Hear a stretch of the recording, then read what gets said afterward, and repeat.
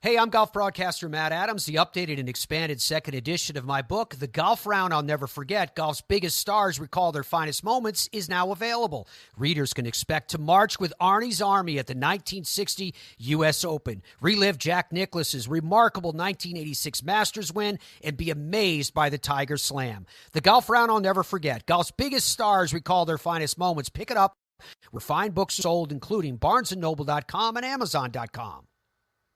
This podcast is part of the Sports History Network, your headquarters for the yesteryear of your favorite sport. You can learn more at sportshistorynetwork.com. When you think of the great running backs in football history, one name near the top of everyone's list is Jim Brown. Perhaps the greatest to ever play for the Cleveland Browns, there was another before him, another in a long line of great running backs to suit up for Cleveland, who was incredibly punishing, fast, and would steamroll anyone in his way. And next, on Sports Forgotten Heroes, we'll take a look back at his Hall of Fame career, Marion Motley. This is Sports Forgotten Heroes, a tribute to the stars who shaped the games we love to watch and the games we love to play. Stars who provided us with many thrills, but when their time was up, they faded away. We'll take a look back at their spectacular careers, their moments of fame, even if it was just for one season or just one game. And now, here's your host, Warren Rogan. Hello and welcome to Sports Forgotten Heroes, episode number 140, Marion Motley. Jim Brown is widely regarded as the greatest running back in the history of the Cleveland Browns, and rightfully so. The Browns have been blessed with a series of great running backs over their storied history, guys like Leroy Kelly, Ernest Biner, the Pruitt brothers, Greg and Mike, and before he was injured, Nick Chubb. Who knows what Ernie Davis might have done had he not met with such a tragic fate? But before all of them, there was another great, Marion Motley. He joined the Browns when they were playing in the All-America Football Conference, the AAFC. Motley, well, he was a huge human being for the time, standing 6'1" and weighing 232 pounds. He was a very imposing figure, and he used that to his advantage. Over the course of his career, he ran for 4,720 yards and scored 31 touchdowns. He also caught passes for another 1,107 yards and 7 touchdowns. But here's a bigger number for you to consider. For his career, Marion Motley averaged 5.7 yards a carry. In 1947 and 1948, he averaged 6.1 yards a carry. He debuted for the Browns in the AAFC in 1946 and helped lead Cleveland to the title. He was also in the backfield for the Browns when they won in 1947, 1948, 49, and 50. He was with the Browns when they lost in the championship games of 1951, 52, and 53.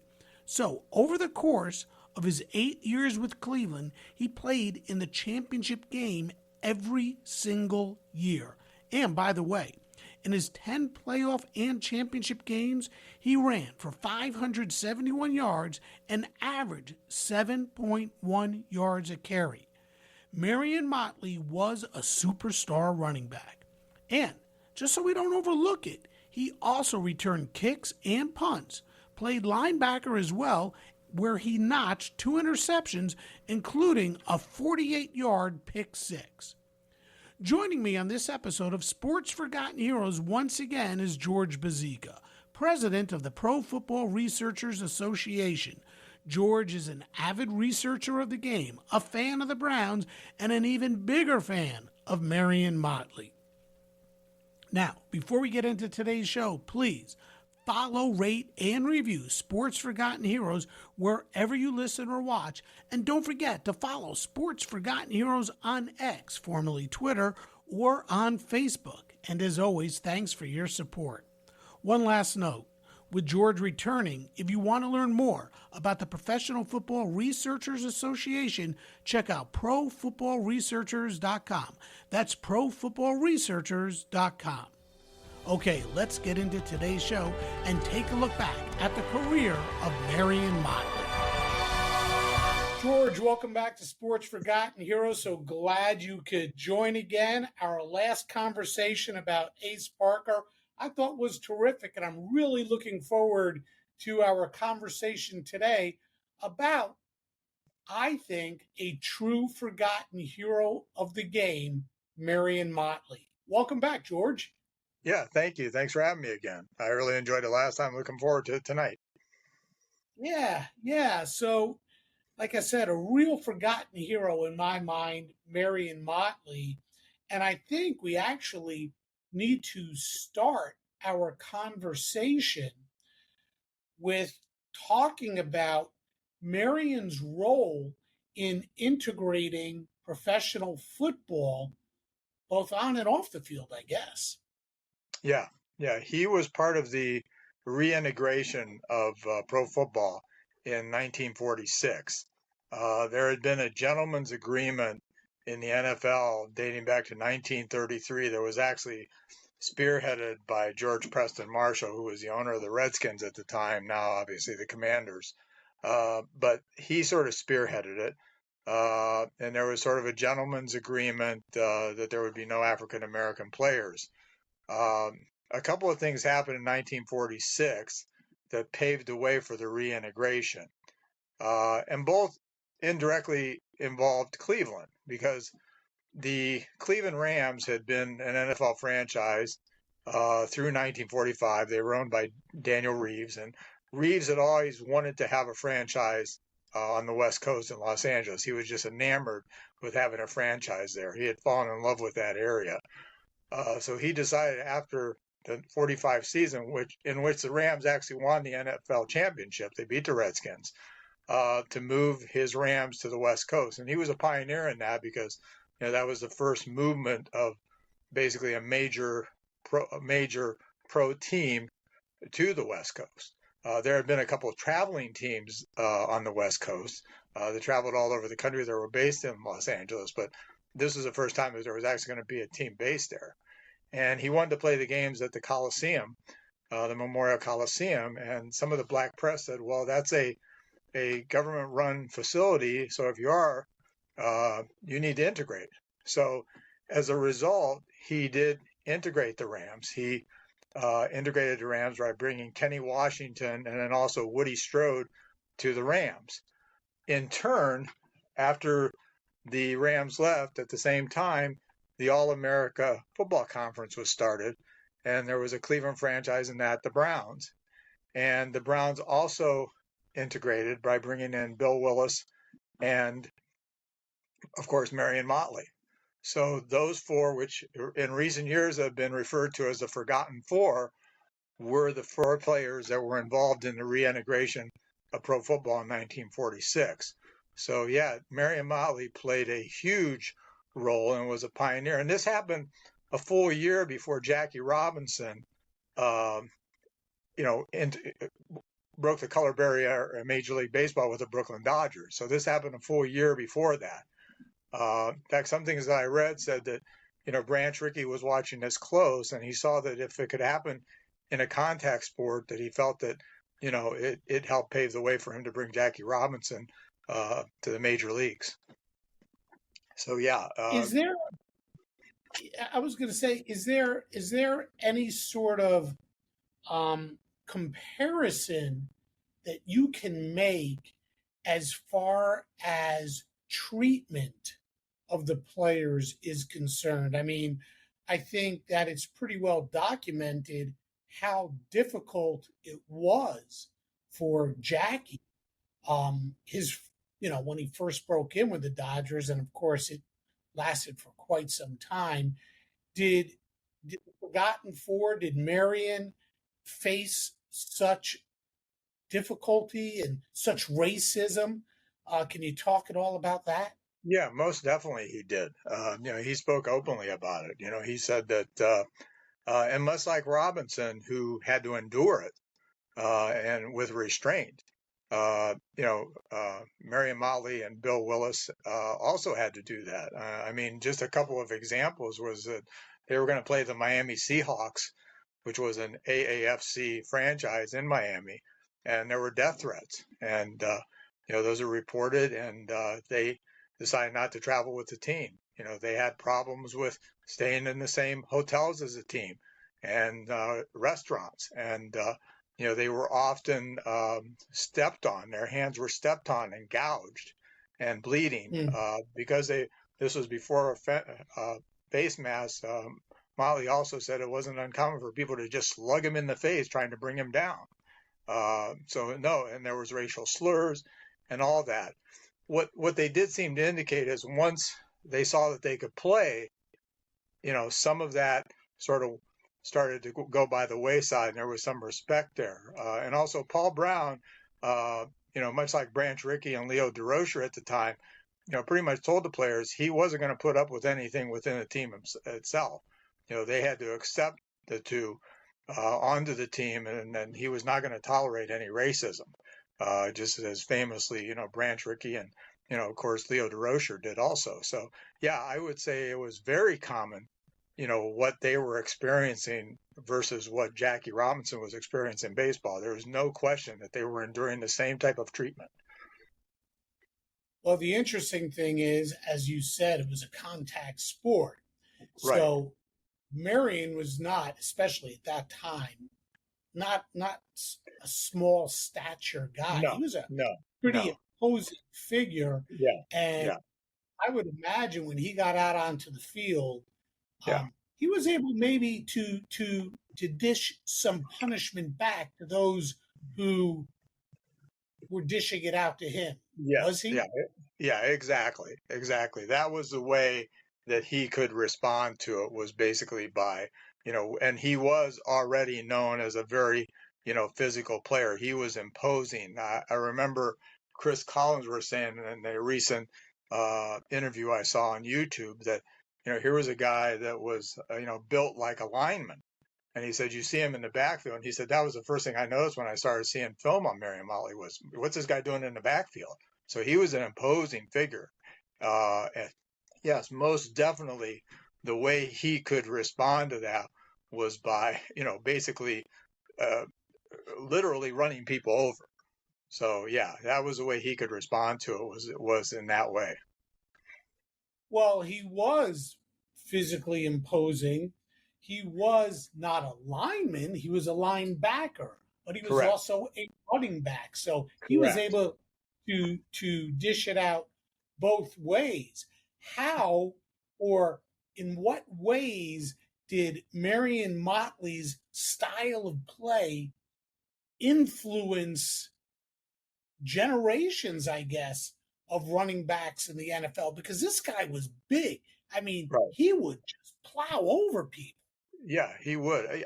I think the modern day running back that most reminded me of Motley and the way he ran when I saw film of Motley was Earl Campbell. Campbell had that same type of running style. He could run through you, but he could also evade you with his speed. And that's the thing that Motley had. I mean, as his career went on, he started having some knee problems, but one of the things that he was able to do was he had a good step, and he could, turn it on. So he not only had power, but he also had speed. So he had a combination of those. Interestingly enough, he obviously was born in Leesburg, Georgia, and then his family moved to Canton, Ohio during the Great Migration. They wanted to get out of the Jim Crow South, and they felt that there was, more opportunity up north. So they moved to Canton, Ohio. And of course, obviously we know Canton, Ohio, the Pro Football Hall of Fame. And he became a player for the Canton McKinley High School. And he played there varsity for 3 years. And his first year, actually, he was a lineman. And then, they finally realized that this guy needed to be somewhere else other than on the line. And that was when finally in his junior year in high school, he became a running back and a fullback. So oddly enough, he started as a lineman. Was he better back in the NFL or AAFC? Was he better at one position as opposed to the other? Was he a better running back than a linebacker?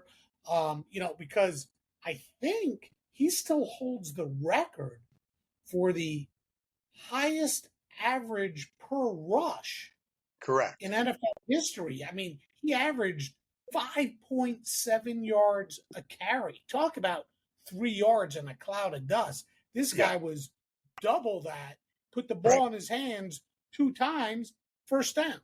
Yeah, no, he does still have that record. But he was also just as effective as a linebacker because he also played linebacker. And, Paul Brown complimented on him on his, linebacking ability. He was every bit as good a linebacker. They said he could have just been a linebacker and still would have been, a great player. Plus, the other thing that Motley had going for him, and this is something you read over and over again, he was one of the greatest, if not the greatest, blocking backs ever. He was just unbelievable. You got to remember that Paul Brown built his offense around Otto Graham and Marion Motley. So, they said at one time that they were basically a pass and trap offense. But, that's, as Paul Brown said, what else do we need to do? We had Otto and we had Marion. So what else did they need to do? And that was basically it. They had about, 4 plays that Marion Motley would run, a trap, a buck up the middle, an end around, basically, that was it, and so he was a very effective in pass blocking and run blocking. He gave protection to Otto Graham so Otto Graham could throw the pass. And, he was just, unbelievable in that regard. So, he was a complete player.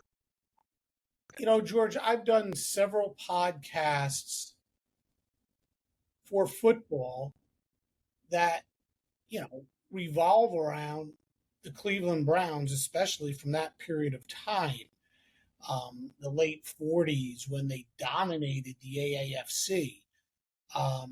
And later on when Frank Ryan, in fact, I had Frank on to talk about his career, and Blanton Collier later on. I mean, just a bunch of different podcasts that involve the Browns. And one of the things that, as I'm talking to you, that just struck me is they had Marion Motley, followed by Jim Brown, and unfortunately, he really didn't get to play. No, he never played. Ernie Davis. I mean, think of what kind of eye for talent, for running back talent, did Paul Brown have? Yeah, it was fantastic. And just to tell you the backstory on that, I alluded to the fact that Marion Motley played in Canton for Canton McKinley. Canton McKinley's major rival, as a lot of people know, was Massillon. And that goes back to the Canton Massillon days of pro football. But that is a rivalry in high school football in Ohio that still goes on. I believe it's the greatest rivalry ever. Chris Spielman once said that, he plays in Ohio State, Michigan, but he said nothing compares to Massillon McKinley because he was, he matriculated at Massillon. Wow. But when he was at Canton McKinley, Marion Motley played for Coach Johnny Reed. Johnny Reed, during the 3 years that Motley was there, only lost 3 games, and they were all to Massillon, coached by Paul Brown. Because Paul Brown was at Massillon from 1932 to 1940, and during those years he was at Massillon, he went 88-2. Wow. And he just had some unbelievable teams there. But the one team that McKinley couldn't beat during the time Motley was there was Massillon. And, you talked about Marion Motley's 5.7 yards per average in the AAFC and the NFL. He averaged 17.2 yards a carry at Canton McKinley. 17.2 yards a carry, which is just, which is just unreal. It's insane. Yeah, it's insane. It is. That's what he averaged in high school. 17.2 yards a carry. He was a man amongst boys. Yeah, talk about his size. I mean, when we think of a football player today, and we talk about a guy who's 6'1", 232 pounds, we are not in awe of somebody that size. But back in Marion's day, that was a big dude. Talk about how unstoppable he was as a running back during his time with the Browns, and just how punishing and bruising a runner he was. Yeah, that's exactly what you described as what he was. I mean, if he couldn't outrun you, he was going to run you over. I mean, that was simply his style of running. He brought a real aggressive running style to the field. I mean, I think there's some famous tapes of him, blocking like 6 or 7 tackles on one play, and his helmet flies off. I think it's one of the more famous NFL tapes of him, scoring, doing that. And, that was not uncommon for him. He said he would just run people over. I was listening to a tape of his grandson. His grandson said that one of the stories he remembers him telling, and he's not sure if it was a true story or not, but he told him, Marion his grandfather told him that he made a guy swallow his tongue one time. He hit him so hard. So, I mean, think about that. He said, I said, I'm not sure if that was true or not, but he said, that's what he said. And you know what, when I see some of the tape of him, I got to believe it, because I mean, he was just a devastating runner.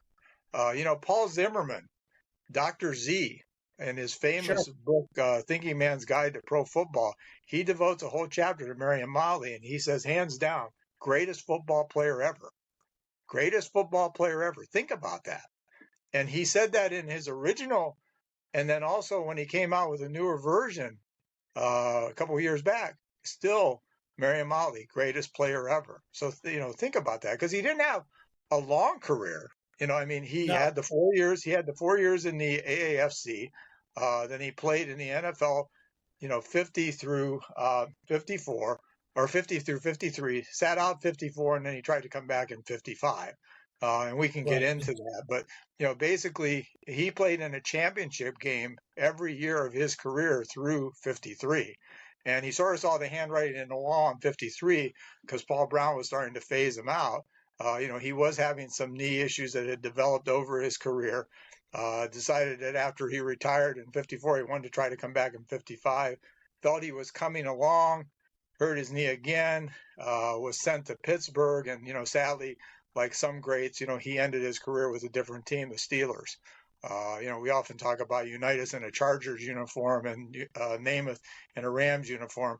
It just doesn't fit to see Marion Motley in anything but a Browns uniform. So, it's just one of those, stories that sometimes happens, so. Yeah. So, that is an amazing thing, because Otto Graham was there too. These guys played in championship games virtually every single year of their career. Yeah. I mean, Motley was there in 46, 47, 48 with the Browns in the AAFC, 49, and then 50, 51, 52, 53 with the Browns in the NFL. Yeah. Talk a little bit about just how dominant a player Marion Motley was and Otto Brown was, just how much those guys meant to the game, to their team, and how they actually just dominated professional football regardless of which league they were in. What made them so special? What made Marion so special? And would the Browns have been as good without Marion? Did Marion Motley make that much of a difference in the Cleveland Browns? Yeah, I'm going to say yes, but I think it was a combination of things with the Browns, because you have to remember that, obviously they had Otto Graham, who is on the Mount Rushmore, I believe, of quarterbacks. I've always felt that, Graham, Unitas, Montana, Brady is my Mount Rushmore. And if I'm going to give an honorable mention, I'm going to go with Pat Mahomes. I think maybe, I don't know if we'll ever have a 5-headed Mount Rushmore, but he sure deserves to be in that conversation. But then, if you look at a Mount Rushmore of running backs, I think you fairly have to involve Marion Motley. I think it's sad, the whole idea of your podcast is Forgotten Heroes. I was listening to and I'll get back to the question, but I wanted to give this as an aside. I was listening to a local radio show that was talking about great Browns players over the years, and I thought it was sad. This was just a couple years ago. Somebody mentioned Marion Motley, and the person didn't know who Marion Motley was. So he is, yeah. So he is. It's true that this was the sort of the forgotten four. But going back to the Browns question, yeah, I think Graham and Molly were indispensable to that team. But then you also had a great coach in Paul Brown. I think, again, talking about Mount Rushmores, I think he would be on a Mount Rushmore of any coaches. He was an organization man. He brought that to the game. But then you have to look at some of the supporting cast that are in the Hall of Fame. You had Dante Lavelli. You had Max Speedy, who just recently went in the Hall of Fame.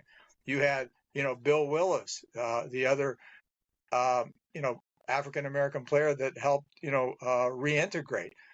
This was a great team from top to bottom, and that's why they were so dominant. There was, very few weaknesses to that team. And I believe the fact that they did help in the reintegration also helped them because there was all this talent out there. And I think Paul Brown, if he was anything else, Paul Brown was pragmatic. I think he knew that there was a lot of talent out there. He remembered Marion Motley from those high school days. This wasn't the first time that since those high school days that the two had met. When Paul Brown during the war was stationed at Great Lakes in Chicago, Marion Motley was also stationed there. And Marion Motley was going to be sent off. And the story goes that Paul Brown went to the commanding officer and said, if you want me to coach this football team here at Great Lakes, you're not going to ship out Marion Motley or any other football talent. I want them to stay here. So, so he knew what he had. And so, I think he was indispensable because it was all part of that offensive scheme that was so effective for the Browns back then, that they had the passing and then they also had the running. So, without question, he was indispensable to that. He was the leading rusher in the AAFC, and then also, in turn, the leading rusher in the NFL. So he was the leading rusher in both leagues during that time frame on a season basis. Yeah, I think that's probably where people might go, who? Marion Motley? What? I don't know about him. And that's because when you take a look at the stats that he did compile, they are just not as awe-inspiring as far as the stats of the guys today. I mean, his first year, 601 yards rushing. His second year, 889 yards. Now, but let me go back. It was 600 yards rushing, but he averaged 8.2 yards a rush. 889 yards rushing. He was 6.1 a rush. Then he led the AAFC in 1948 with 964 yards, again, an average of 6.1. But the one number that's missing from Marion's record is 1,000-yard season. And I think maybe that could be why he doesn't get the recognition that he most likely, not most likely, that he does deserve. And the fact that he only played, 5 years in the NFL. The others were in the AAFC. So again, when he gets to the NFL, it's 810 yards and then the knees. 273, 444, 161. So NFL fans didn't get to see maybe Marion Motley at his very, very best, with the exception of the 1 year. Well, and I think the other thing you have to keep in mind too is and Motley said this himself, the design of the offense was that he was only going to carry the ball a handful of times per game. If he had carried the ball the number of times you see some modern day running backs, think about what his numbers would have been. Zimmerman makes that point in his chapter that, he says, I have the statistics at the end of this chapter, but, you can sort of look beyond those statistics because the statistics really don't mean anything in defining who the player was. So you have to take into consideration sort of the totality of all the circumstances and to what it was. He wasn't seeing the ball, that many times. That's why he was averaging 5.7. That's why he was averaging some of those gaudy numbers on a yearly basis, was because, he was only carrying the ball maybe 10 times a game if you average it out. So, I think you have to take that into consideration, as he wasn't seeing the ball, that often. Plus, he was also helping the team because, he went in situations as a linebacker too. And as Paul Brown said, he was every bit as good a linebacker, so, I mean, you got to take that into consideration too. He was a two-way player during part of that time. So, I think it's a good example of what we talked about too with the Ace, when we talked about Ace Parker, about the numbers inflation, and numbers aren't everything. You can't compare eras, because of that. Obviously we're in an inflated era right now of numbers for quarterbacks and running backs and everything else and receivers, and you can't compare it to what the NFL was, back in those years, or the AAFC. It's just no comparison to the numbers. You have to look at the player and look beyond the numbers, I guess, is the point I'm trying to make. He played football, like you said, in high school, played it in the armed forces, goes to the AAFC, NFL. Talk about, and he played both sides of the ball, right? Both sides of the line of scrimmage. Talk about his football intelligence.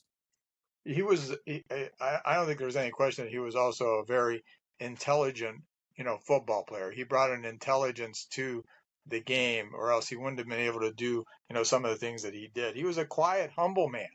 I think that's something that a lot of people said about him, was that even after his playing career, he was not an egotistical person in any way, shape, or form. He treated every player the same.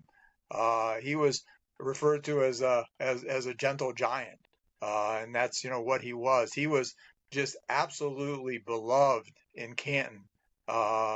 Testimonial after testimonial talks about that. One of the sort of sad things too about his post-playing career is that he very much wanted to coach, and he was turned down every time. He was turned down by Paul Brown. He was turned down by Otto Graham when Otto was with Washington. He was turned down again. He finally got to the point to where he went public, and said, what's it going to take, to get, a African American as a coach in the NFL. He ended up actually coaching a women's pro football team in Cleveland, which, it is fine, but that, I think there was a certain bit of disappointment on his part in later years. He did have a career as a public servant with the Ohio Lottery Commission and some other state agencies. But the one thing he wanted to do most in his post-playing career, was coach, and he was never given that opportunity. Going back to his playing career, can you talk about any games specifically where it was just an outstanding game, anything special that he did? I can't remember the specific game, but I know there was a game where he had the largest average per run in a game, and that record lasted for decades, until I believe Michael Vick broke the record. That's one that comes to mind. I think with him, I didn't actually, in my preparation, get into like specific games with him. I was sort of looking at him as a totality of the player, so I really can't speak to perhaps a particular game here or there. I just think it was that he rose to the occasion when it was necessary throughout his career. I know that he did set a couple of records in college. He originally, after he left high school, he was supposed to go to Clemson. But then just to show you what the times were, when Clemson found out he was African American, they backed off.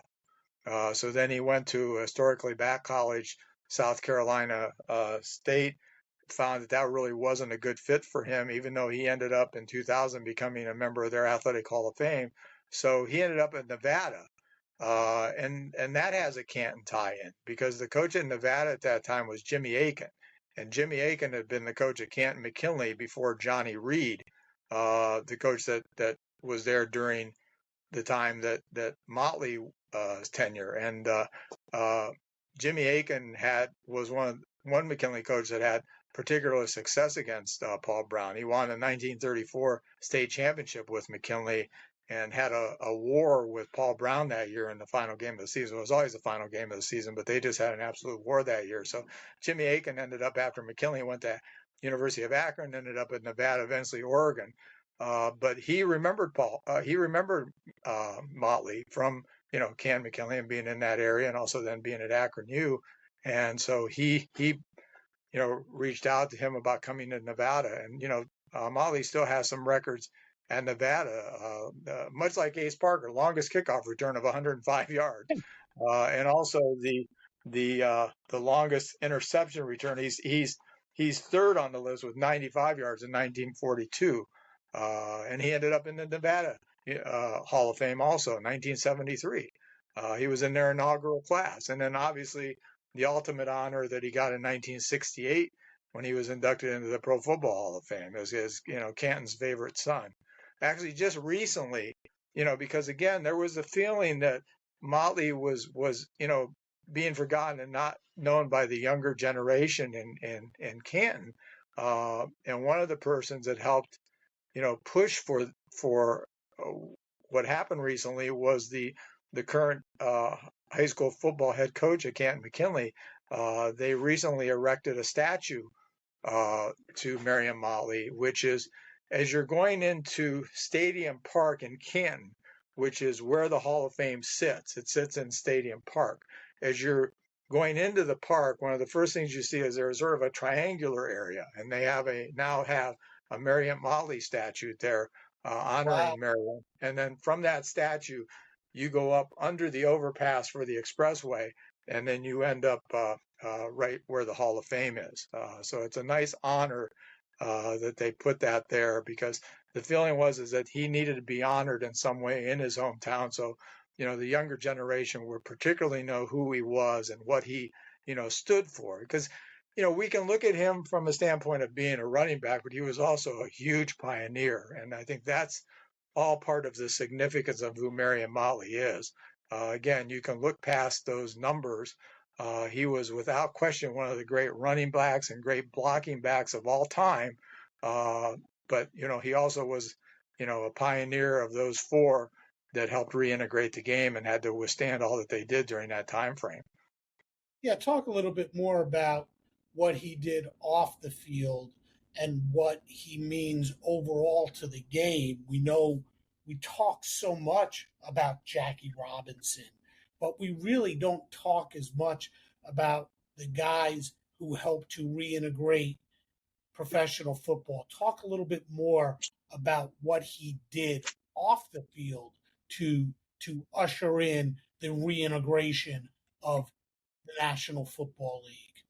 Well, I think it helped that he was a class individual.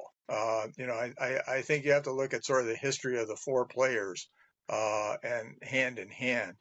By the time Kenny Washington got his opportunity, he was sort of a shell of himself. His best years were really behind him when he ended up with the Rams. Much like what happened in Cleveland when the Rams decided to sign Kenny Washington as part of the agreement that they had so they could get the Coliseum, they brought Woody Strode along so he had a roommate. Woody Strode played for a year in the NFL, and Woody Strode is actually probably more famously known as an actor.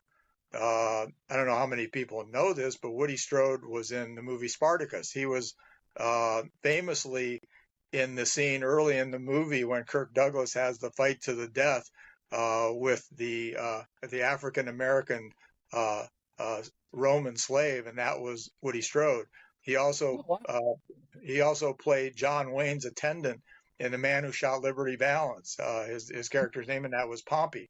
And I believe he also had a bit part in Cecil B. DeMille's The Ten Commandments. So, he was an actor. He also he was a favorite of John Ford because John Ford made The Man Who Shot Liberty Valance. Obviously, John Wayne and John Ford had a long career, but he also was in a movie called Sergeant Rutledge that John Ford directed. So he had a successful career in Hollywood after that. But then you look at at what happened in Cleveland with Bill Willis was actually signed first, and then Marion Motley was signed. Motley apparently wrote Paul Brown because Motley really wasn't sure what he was going to do after he finished up at Great Lakes. He still had a year of eligibility left, so he could go back to college. But you got to remember, this was at a time when African American players were not playing pro football. So you got to remember to factor that in, that mindset. He had to sort of decide, well, what am I going to do? Am I going to go, back to Canton and work in the mills? Am I going to go back to college and finish college? Or, is there a possibility? So he wrote to Paul Brown. At first, Paul Brown really didn't show an interest. He showed an interest in Bill Willis more because Willis had played for Paul Brown at Ohio State, because Paul Brown had coached at Ohio State between Massillon and Great Lakes. But then once he signed him, then he also signed Motley. And I really believe, I think one of the things to remember about Paul Brown was, I said earlier, he was a pragmatic person. I think there was some disappointment too with Marion, but he handled it with class. And you said, well, what kind of person was he off the field? He handled it with class when he was, let go of by the Browns and went to the Steelers. I sort of liken what Paul Brown did to Motley, sort of what Belichick did to Bernie Kosar many years later when he said that Kosar had diminishing skills and was no longer in his plans. And I think that they were very similar coaches in the view that, players were important to them as long as they could contribute. When they felt they couldn't contribute anymore, that was it. And that's, to me, is the very definition of being pragmatic. And that's what I think Paul Brown was with Marion Motley, much like Belichick was with Bernie Kosar. But, off the field, he was an example. He was, as I said earlier, every testimonial I see talked about what a gentleman he was, that he would do anything for anybody, regardless of your stature, regardless even on the field, or whether you were a scrub trying to make the team or a star. He treated everybody the same, and that was the same way. People said that he would get mail at the Hall of Fame, and he would come to the Hall of Fame every weekend to pick up his mail. And they said he was always preceded by his cigar. Marion loved to smoke a cigar. He loved to golf.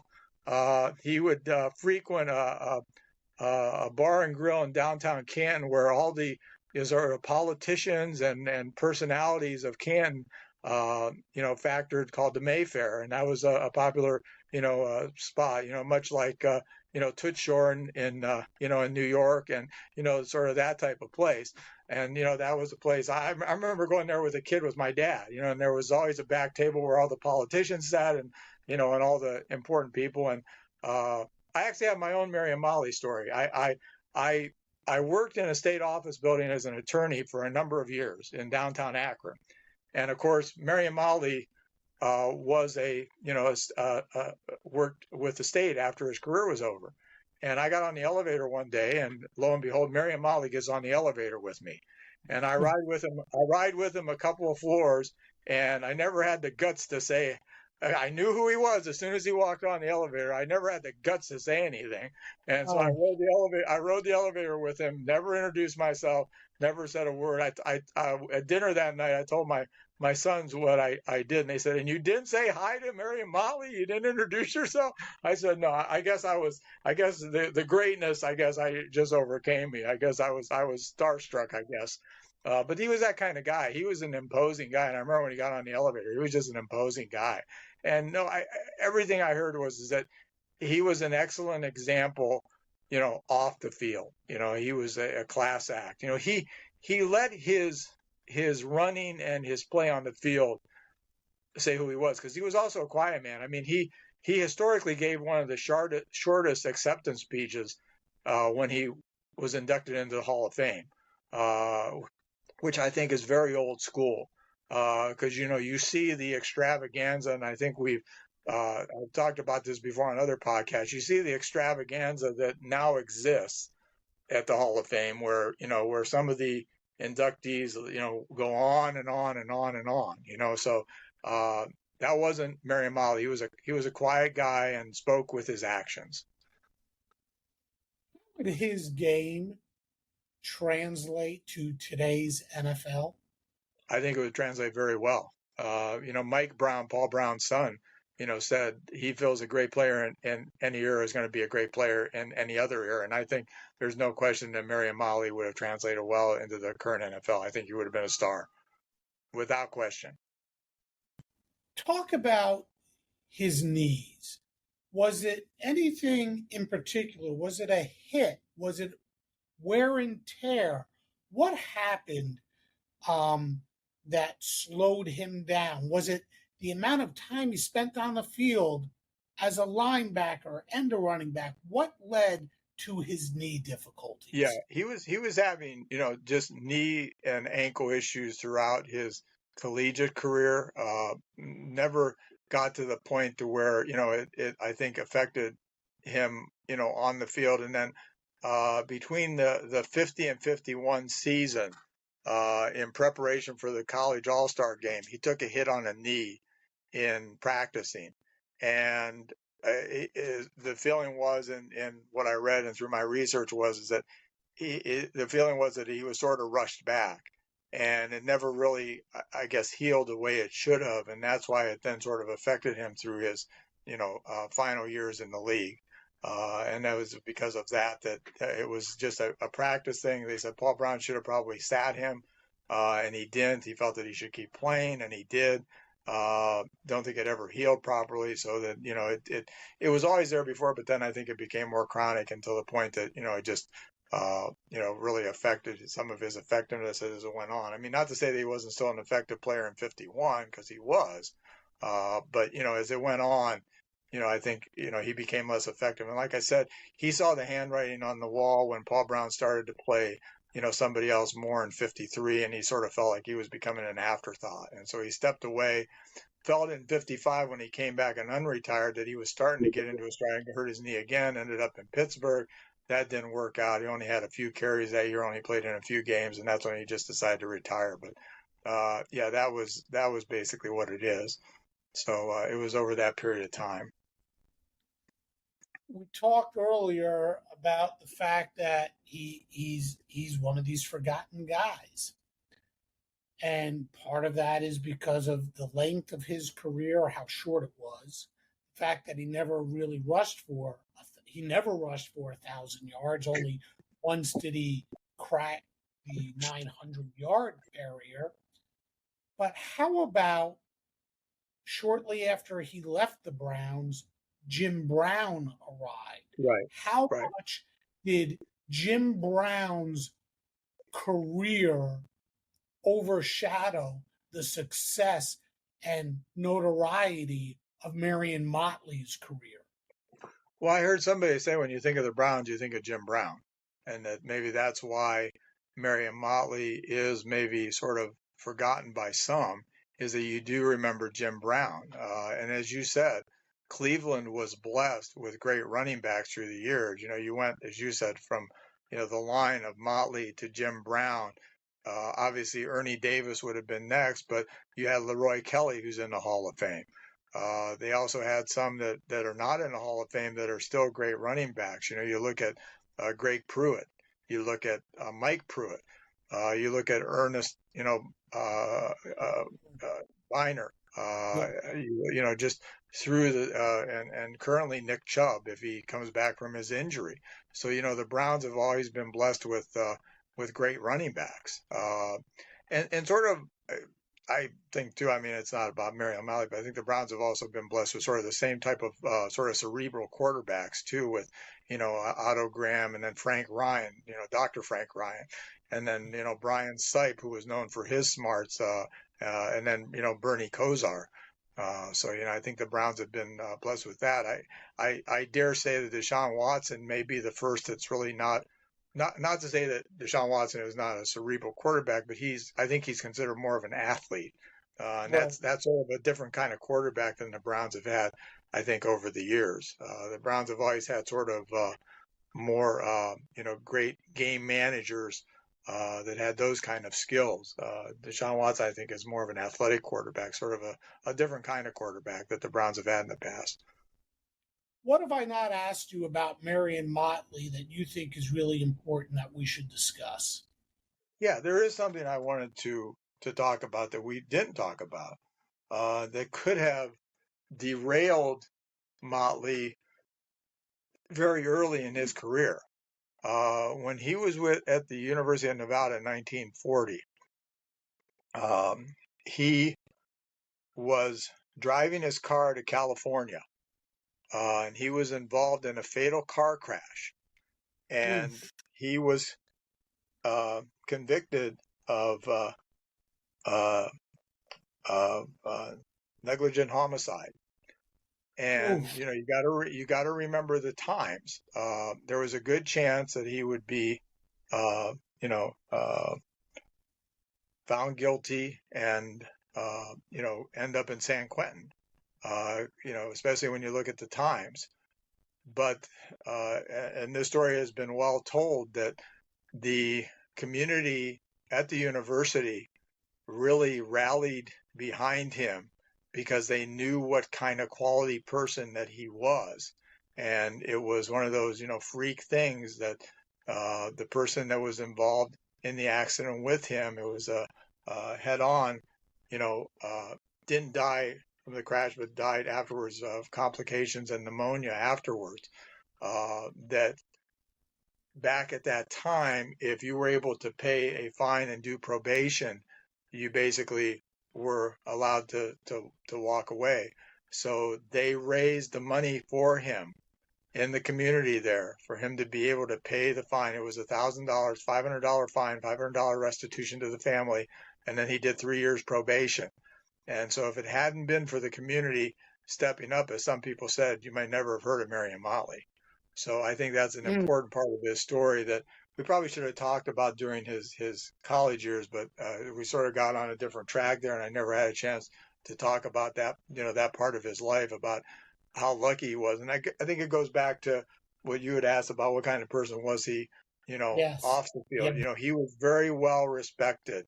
And, because of that, they stepped forward. It's interesting. Even the neighborhood that he grew up in Canton was a very, diverse neighborhood. There was a lot of Italian and Greek immigrants that grew up, and, Motley said, we all got along. I mean, my dad grew up in a neighborhood very close to that. And I know my dad would tell those same stories that, all of his friends were, children of immigrants and, African-American and everything else. And they all got along. That was sort of the way it was in Canton at that time.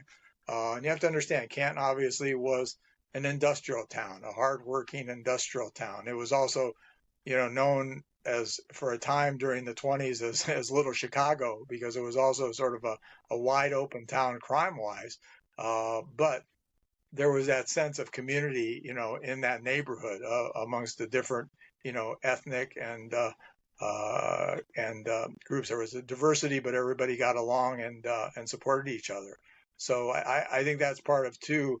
Once he became part of the team, that's the kind of person he was. He was always very supportive of those around him, and in turn, they supported him.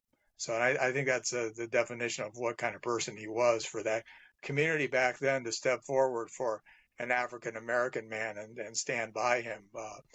Basically allowed him to become Marion Motley. Oh, that's awesome. Thank you for sharing that.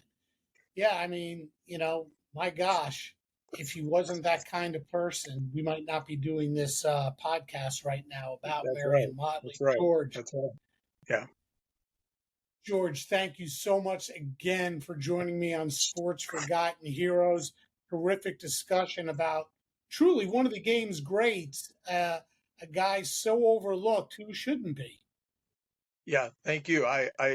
He was always, I guess, growing up in Canton, sort of a hero, because I would hear the stories from my dad, who shared, football stories with me from, his time at Canton McKinley, and then his time with the Browns. And, he always spoke so highly, of Marion Motley and what he was thought of in Canton and the community. And it's interesting because as I delved into him even more, I saw that, it wasn't just my dad. That was a common thread amongst the people of Canton about how much they, respected who he was, and why here just recently the feeling was that, that he should be honored in some way as a favorite son. He was a special person. He really, really was. Larger than life. Yeah, well, he was a big dude, that's for sure. Yeah. And certainly hope we did him justice here. And again, George, thanks for joining me. Yeah, thank you, Warren. Always a pleasure. As I mentioned earlier, Marion Motley was a superstar. He was elected into the Pro Football Hall of Fame in 1968, and you have to wonder just how many yards he would have compiled if not for the knee injuries. Of course, the game was a lot different back when he played, having to line up on both sides of the line of scrimmage. But he was as tough as they come. What a career! Thanks to George Bozeka for joining once again, and thanks to all of you for listening, and I'll see you next time on Sports Forgotten Heroes. Hey there, sports history fan. This is Arnie Chapman, a.k.a. the Football History Dude, and I hope that you enjoyed this recent episode presented by the Sports History Network and were able to learn some good old-fashioned sports history knowledge nuggets. I started the Sports History Network back in 2020 with the mission to help podcasters find a community of like-minded sports history nerds, as well as helping aspiring podcasters to start their own shows. We have a little bit over 30 shows on the network right now covering all sorts of sports history, but as far as I'm concerned, we're just at the toothpick in the ocean moment, that can't even figure it out because there's so much more coming.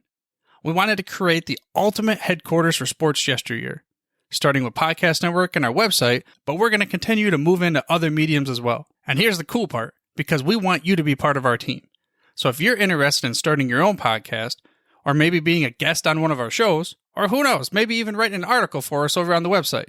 Seriously, all you gotta do is reach out to us on the contact page over at sportshistorynetwork.com. You can be as technologically savvy as a Neanderthal tapping on a stone trying to figure out this whole hieroglyphics thing back in the day. Again, it doesn't matter, because even if you don't understand the whole podcast space, we have a production team that can pretty much help you out with doing everything. All you gotta do, head over to sportshistorynetwork.com, head to the contact page, fill it out. That message goes right to me, and I'll reach out to you as soon as I can. But for now, dude, I'm through if you're through.